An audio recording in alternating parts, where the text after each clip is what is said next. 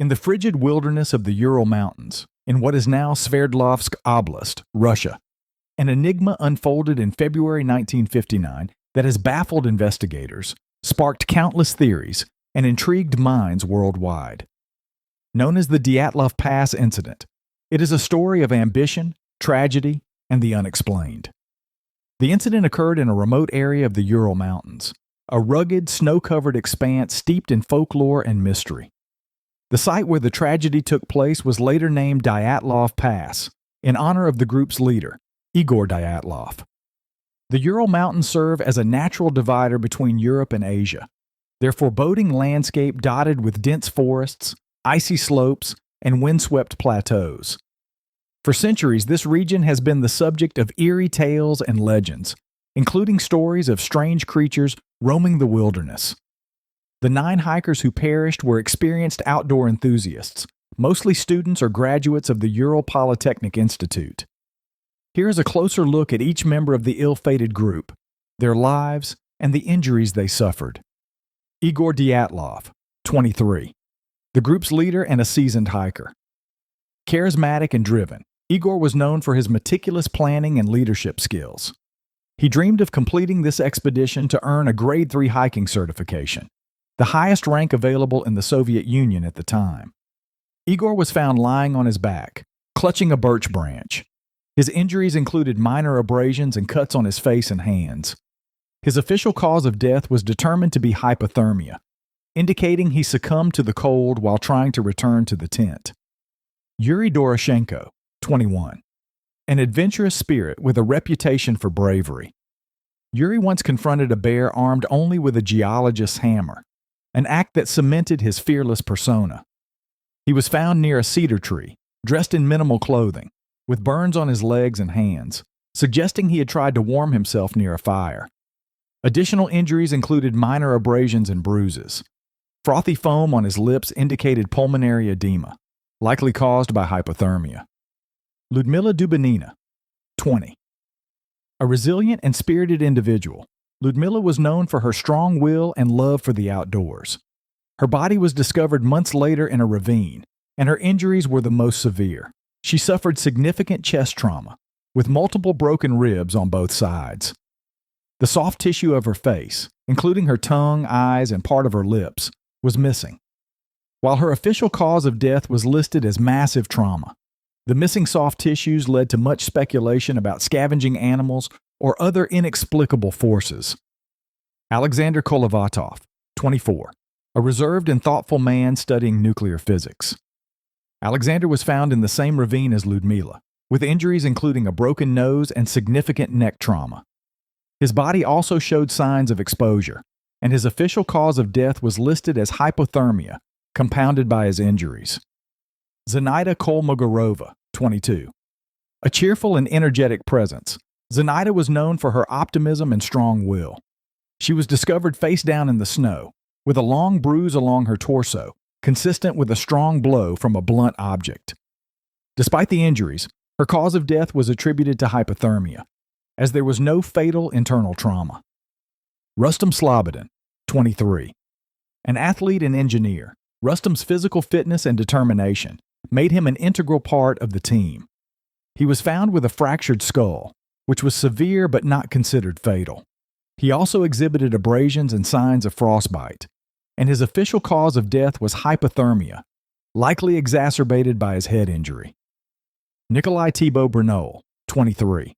A French-Russian engineering student, Nikolai's body was discovered in the ravine alongside Ludmila and Alexander. He suffered a massive skull fracture, which was determined to have occurred prior to his death.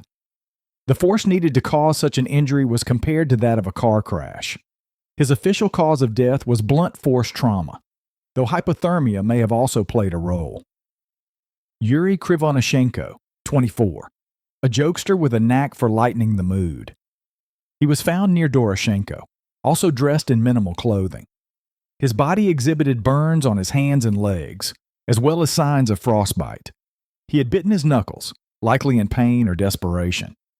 His official cause of death was hypothermia. Yuri Yudin, 21, the only survivor of the group. Yuri turned back early due to illness, a twist of fate that likely saved his life. He later recounted his memories of the group with a sense of survivor's guilt, providing insight into their dynamic and personalities. The group's journey began on January 25, 1959, when they departed by train from Sverdlovsk, modern-day Yekaterinburg.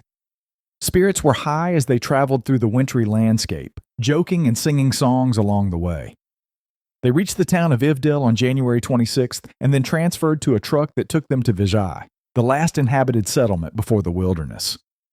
On January 27th, they began their trek into the Ural Mountains. Initially, the group was in excellent spirits, taking photographs and documenting their progress in journals. Yuri Yudin, however, began feeling unwell, suffering from joint pain and other ailments. On January 28th, he made the difficult decision to turn back, bidding farewell to his friends. This marked the last time anyone saw the group alive.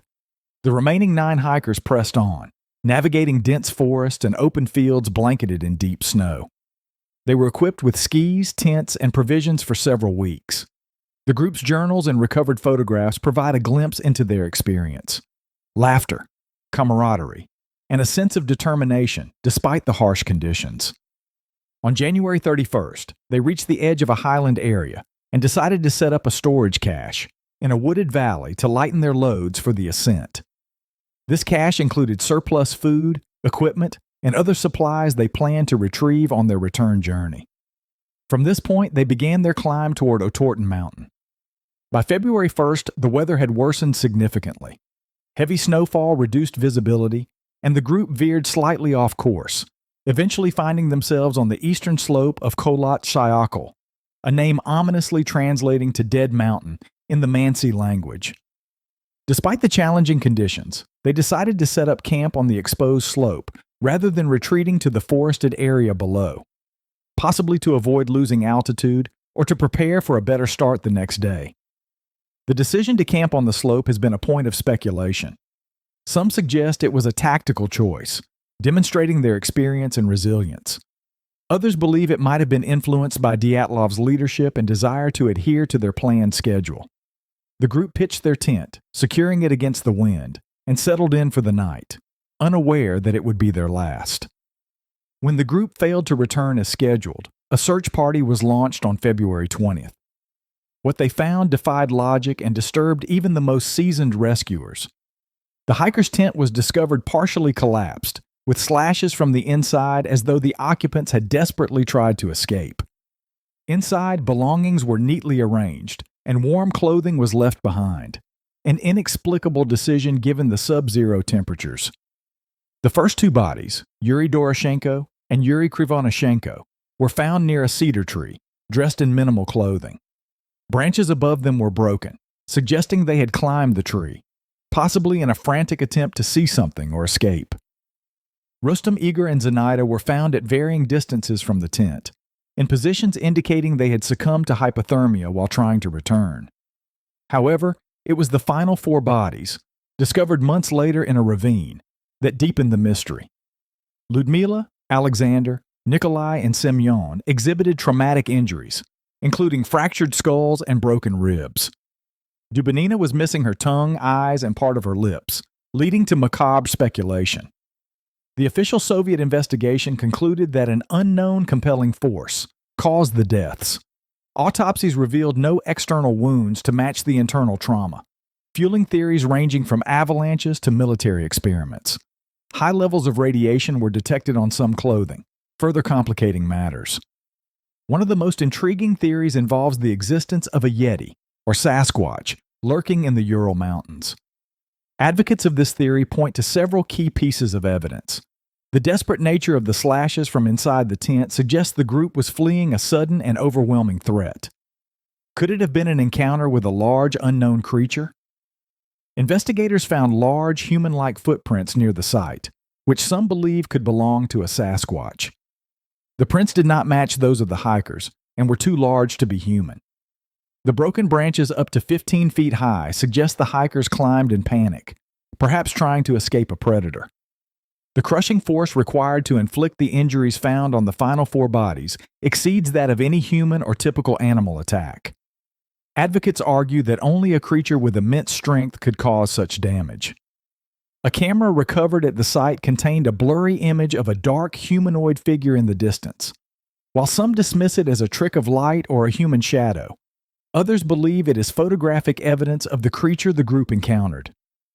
The local Mansi people speak of a mink, a wild man or forest spirit said to inhabit the area. Could this be a cultural memory of an elusive hominid? One natural explanation is the occurrence of katabatic winds, a rare meteorological phenomenon where high-density air rapidly descends from a mountain. These winds can create a deafening roar and disorient hikers, potentially leading them to panic. Proponents of this theory suggest the sound could have prompted the group to flee their tent, with tragic consequences. An avalanche is another plausible theory. While no definitive signs of an avalanche were found, it's possible that a small, localized slide created enough pressure to force the hikers out of their tent. The injuries, particularly the chest trauma, might align with this scenario, though the lack of significant snow displacement casts doubt. Some speculate the group stumbled upon a secret Soviet military experiment. The presence of high radiation on certain items and the region's history of weapons testing fuel this theory. Bright orbs in the sky, reported by nearby witnesses, add to suspicions of missile tests or other covert operations. Hypothermia can induce paradoxical undressing and irrational behavior. Combined with extreme stress and group dynamics, a psychological breakdown might explain the chaotic scene. However, this theory doesn't account for the severe injuries observed. The mention of bright lights in the sky has also led to theories of extraterrestrial involvement. Some believe the hikers encountered alien beings, resulting in their panic and subsequent deaths. While intriguing, this theory remains speculative.